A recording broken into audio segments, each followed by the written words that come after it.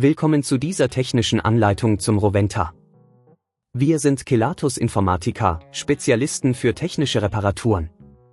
Wir holen dein Gerät direkt bei dir zu Hause ab, führen eine kostenlose Diagnose durch und schicken dir einen Kostenvoranschlag, bevor wir reparieren. Keine Anrufe, keine Fahrten.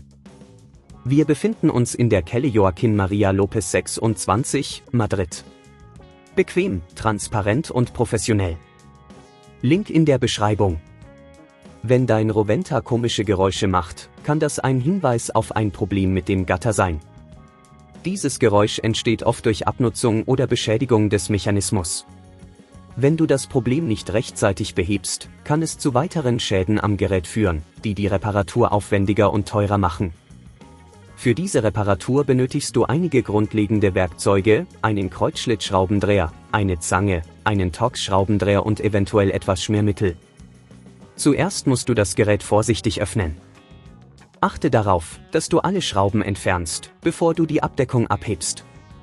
Du findest die Schrauben meistens an der Unterseite oder an den Seiten des Geräts. Nachdem du die Abdeckung entfernt hast, suchst du nach dem Gattermechanismus.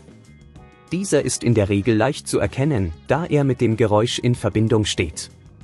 Um das defekte Gatter auszubauen, musst du die entsprechenden Schrauben lösen. Achte darauf, die Schrauben an einem sicheren Ort zu lagern, damit du sie nicht verlierst. Wenn du den Gattermechanismus herausnimmst, sei vorsichtig, um keine anderen Komponenten zu beschädigen.